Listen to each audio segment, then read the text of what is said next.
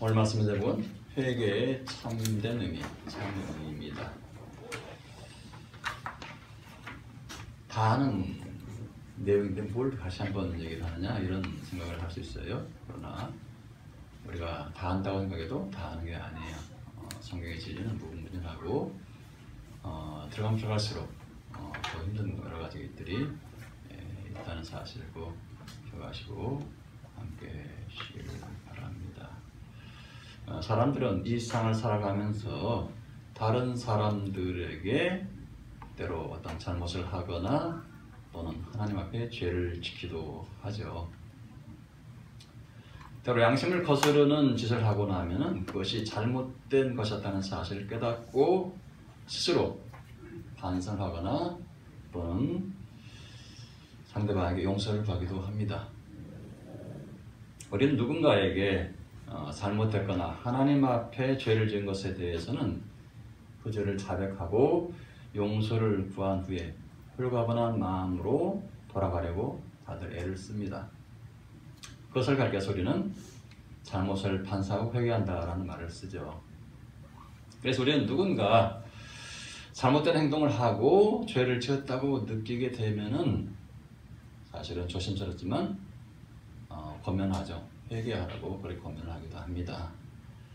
오늘 본문에도 회개하라고 하는 예수님의 촉구가 등장을 합니다. 15절에 보시면 이르시되 때가 찼고 하나님의 나라가 가까이 왔으니 회개하고 복음을 믿으라 이렇게 말씀하시는 장면이 나옵니다. 여러분, 예수님께서 말씀하신 회개란 과연 무엇을 뜻하는 것일까요?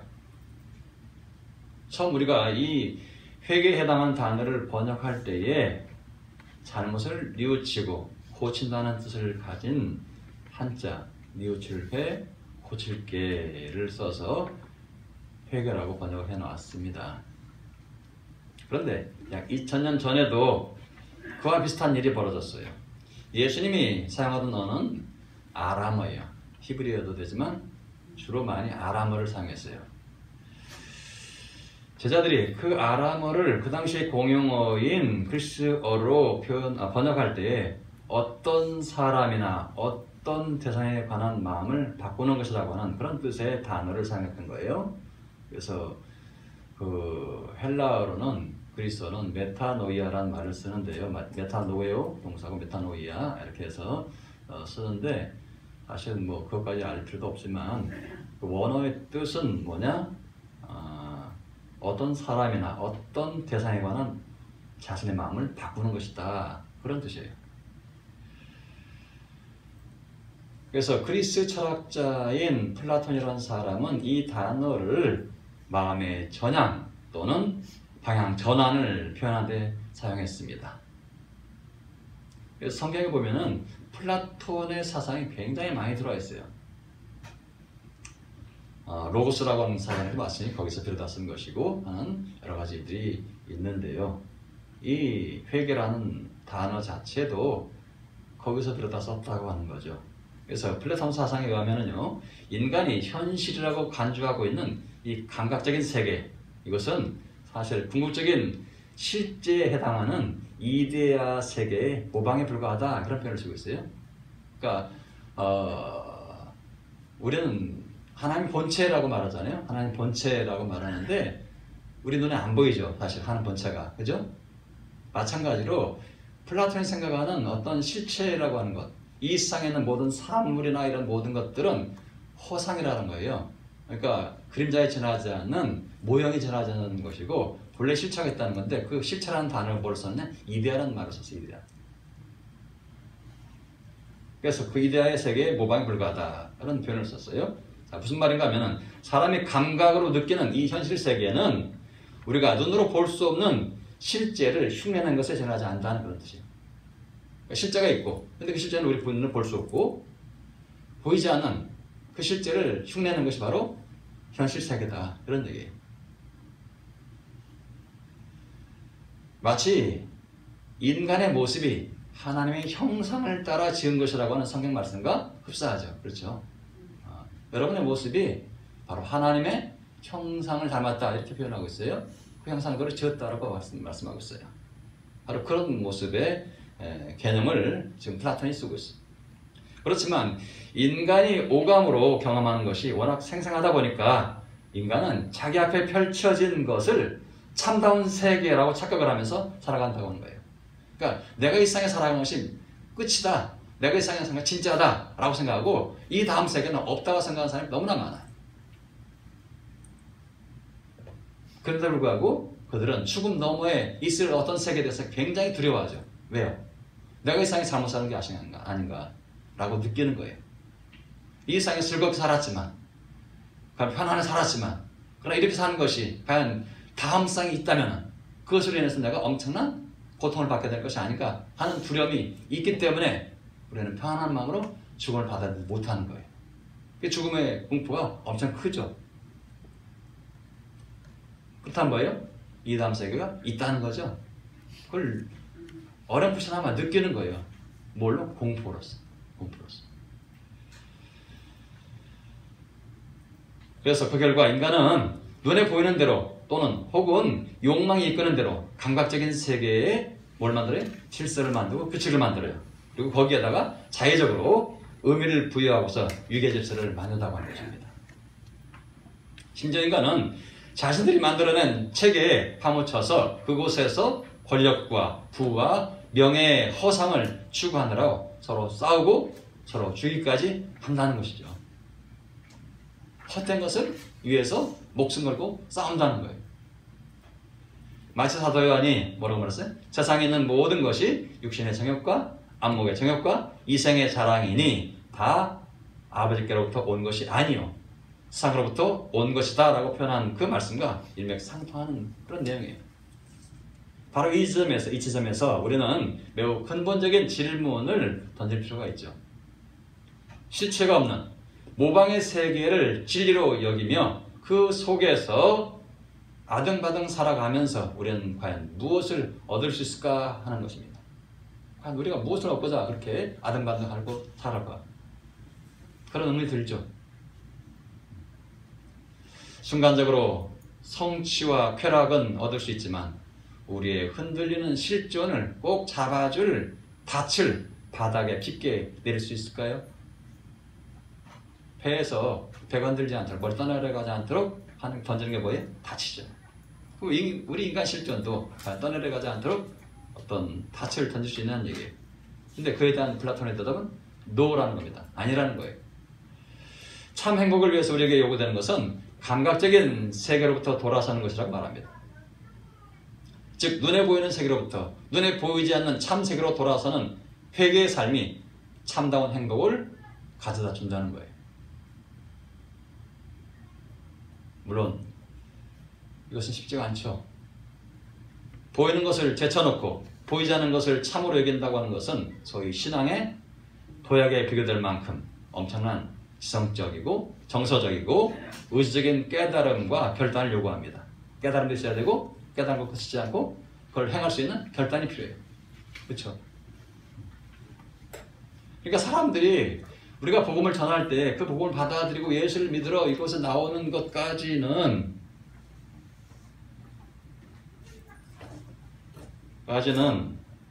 뭐가 필요하다는 거예요? 결단 행동이 필요하다는 거죠. 결단. 잠깐만요.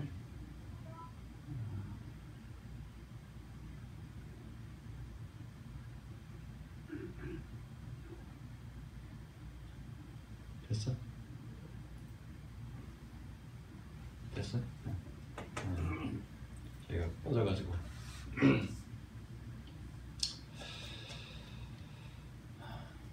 그래서 이를테면 어제까지 폭력과 법들을 일삼던 사람이 예수를 믿는다고 말한다고 해서 오늘 갑자기 그 모든 세상 유혹을 떨쳐버리기는 참 힘든 것과 마찬가지죠.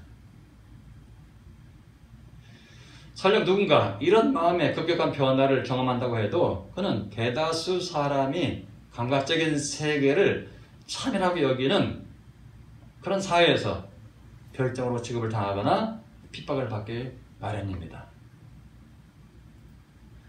그러니까 그런 말 있잖아요. 애꾸만이 가득한 세상에 가면은 두 눈 가진 사람이 뭐가 된다고요? 바보가 된다고. 여기서 우리는 하나의 역설을 마주하게 되는데요.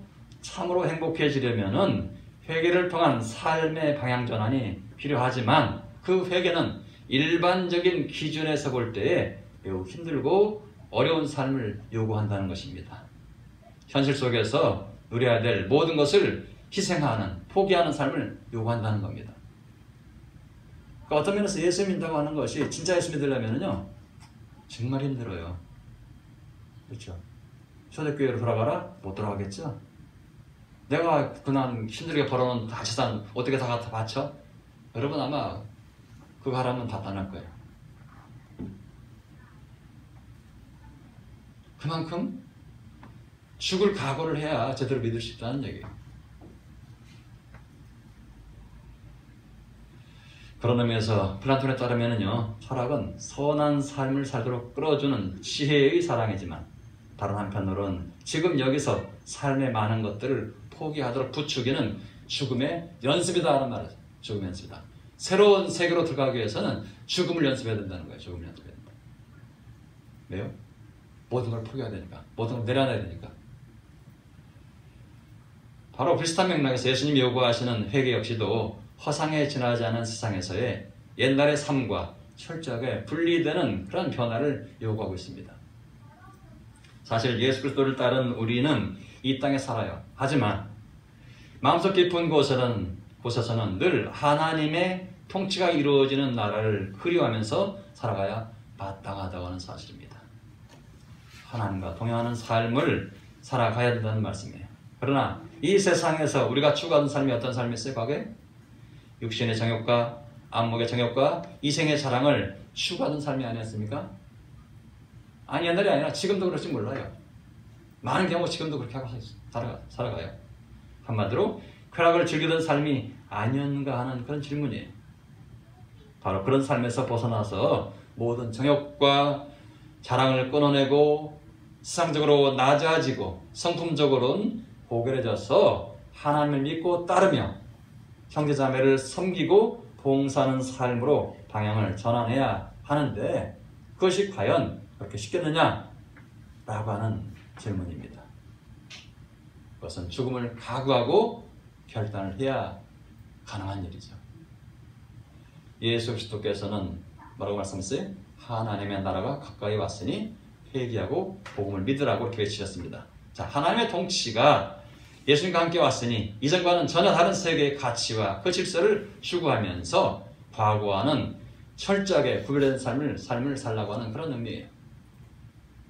이것은 자기 십자가를 지는 삶 혹은 날마다 죽는 삶으로 마음을 돌리는 거룩한 광기를 요구하는 말씀이에요. 거룩한 광기를 썼어요. 어떤 거예요? 미쳤는데 거룩하게 미친 거예요.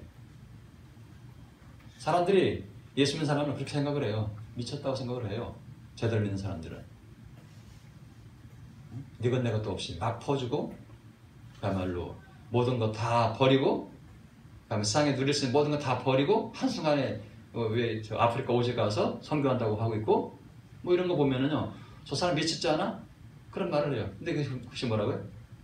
거룩한 미친 모습, 거룩한 광기를 보인다는 거예요.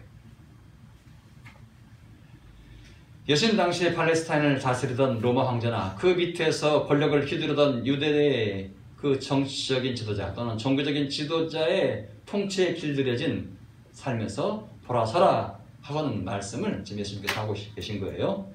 이것은 눈에 보이지 않는 이데아의 세계로 전향하라고 하는 플라톤의 요구와는 달리 눈에 보이는 물리적인 세계 속에서 그리스도와 함께 가난한 자, 포로된 자, 눈먼 자, 억누린 자와 함께하는 삶으로 부르는 초청입니다. 이거. 그래서 예수님께서 말씀하신 하나님 나라 가까이 왔으니 회개하고 뭘 믿으라고? 복을 믿으라고 하는 그 말씀은 초청인데 어떤 초청이라고요?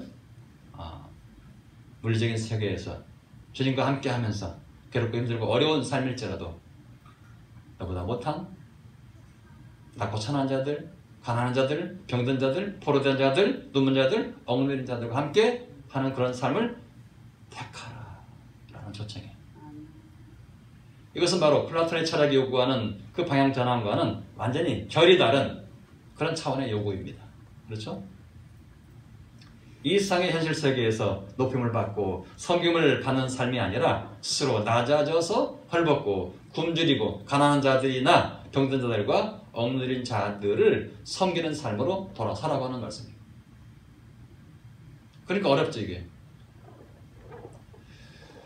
예전에 우리 교회에 보면은요, 저쪽에 있을 때는요, 정릉에 있을 때는 하루에도 몇 사람씩 그 노숙자들이 찾아왔어요. 노숙자들 오면 돈도 주고 식사도 해서 먹이고 그렇게 해서 보내는데, 근데요, 똑같은 사람이고 같이 환영해서 같이 예배드려야 되는 생각을 하면서 들고 가고 그들이 풍기는 냄새에 코가 자동으로 돌아가요. 사실은. 이제 그런 예배를 계속 하다 보니까 어떤 교회에서는요, 저 서울역대 만리동에 있는 교회에서는요, 제 친구가 장로로 계셨던 그 교회인데, 오후에 그런 예배를 드리니까 나중에는 교인들이 반대를 하고 나선 거예요. 이런 예배 더 이상 못 드리겠다. 냄새는 더 싸겠다. 차라리 돈을 줘 보낼전정 예배는 싫다. 그들에게 밥을 먹여서 보내는 더더욱 싫다. 한국 밥을 못 먹겠다. 이렇게까지 해서 교회 갈라져 버렸어요.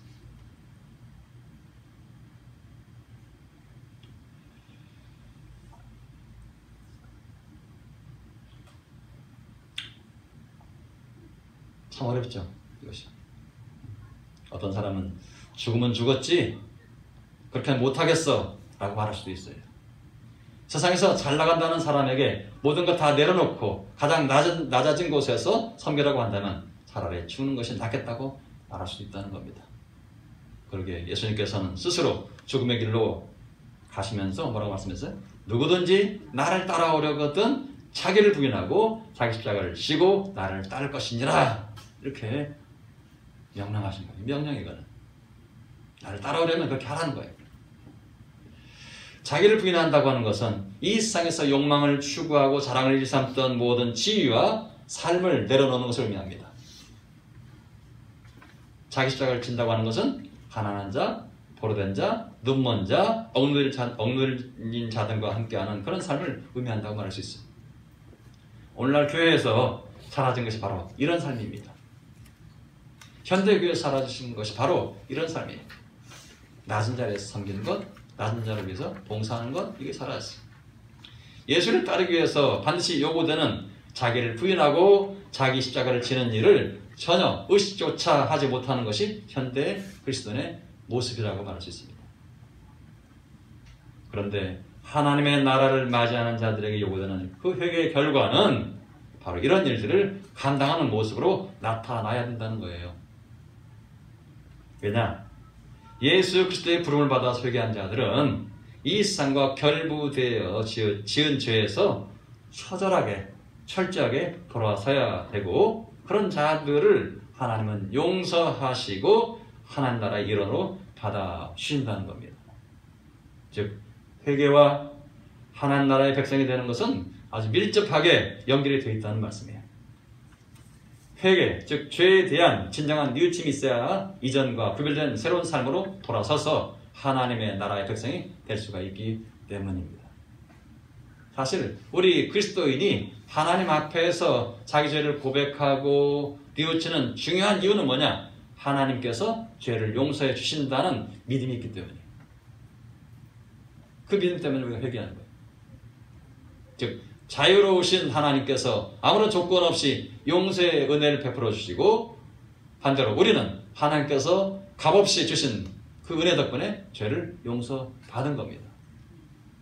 그러나 자칫 회개를 자기의 의지로만 한 것이라고 착각을 하면은요, 그 회개는 하나님 용서를 받기 위해서 행한 공로로 변질이 돼요. 여러분, 인간이 자기의 힘만으로 하나님 앞에 완전한 회개를 할 수가 있을까요? 없습니다.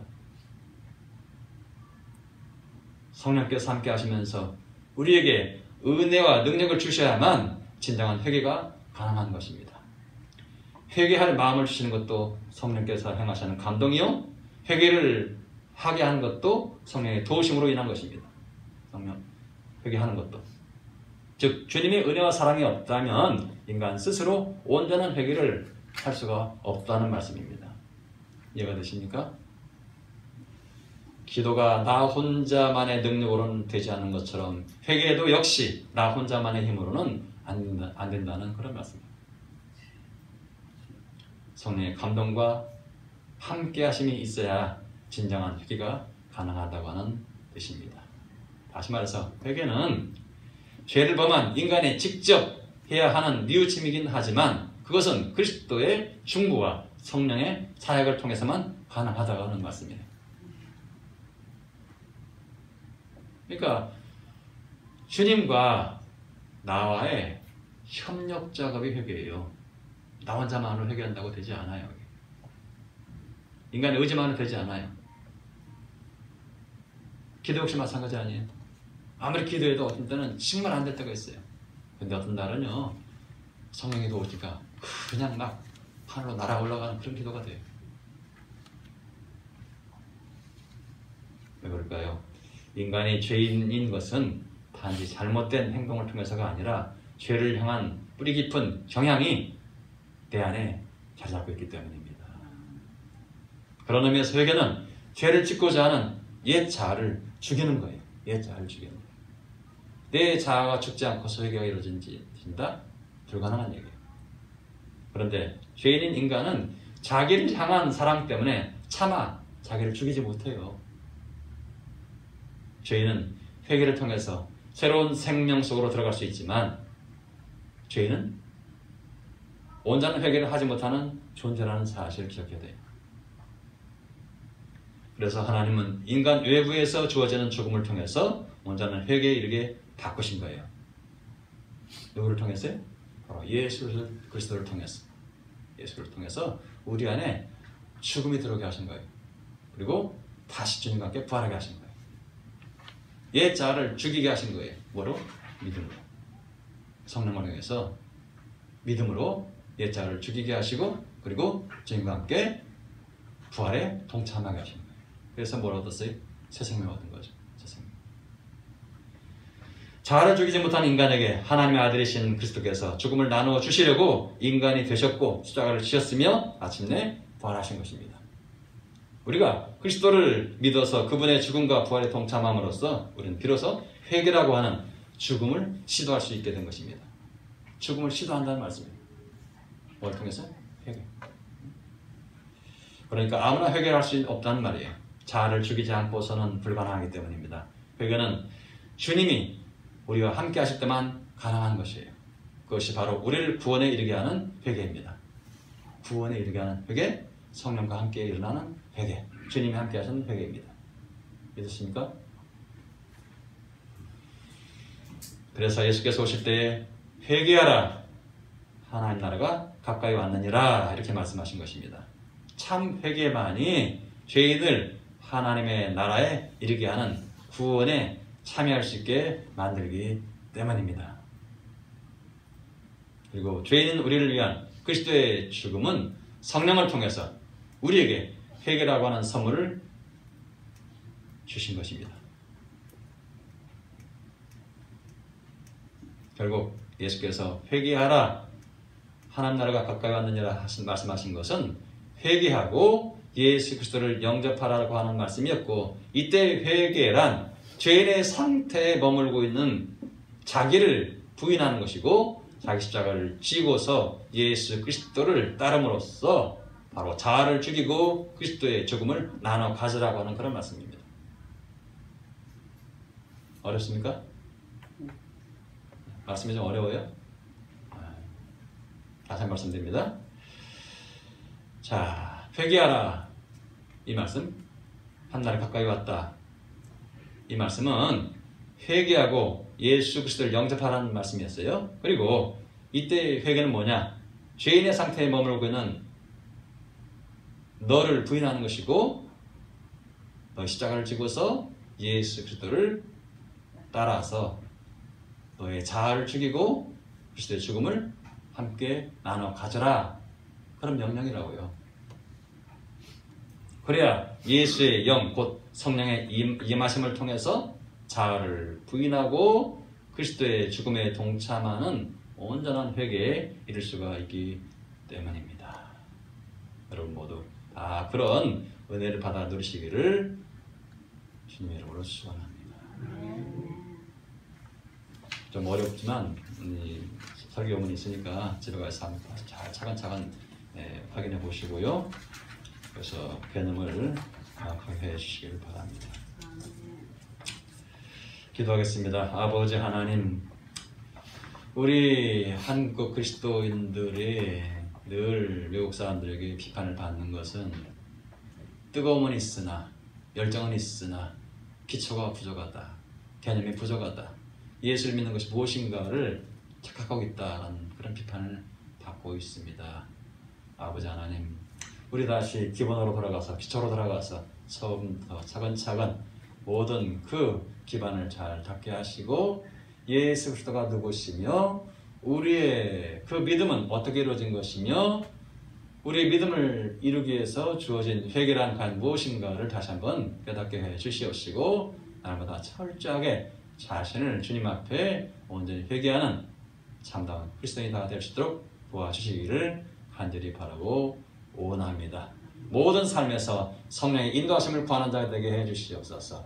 주님의 말씀을 기억하면서 그 말씀을 실천해가는 믿음의 사람들이 다 되게 해 주시옵소서.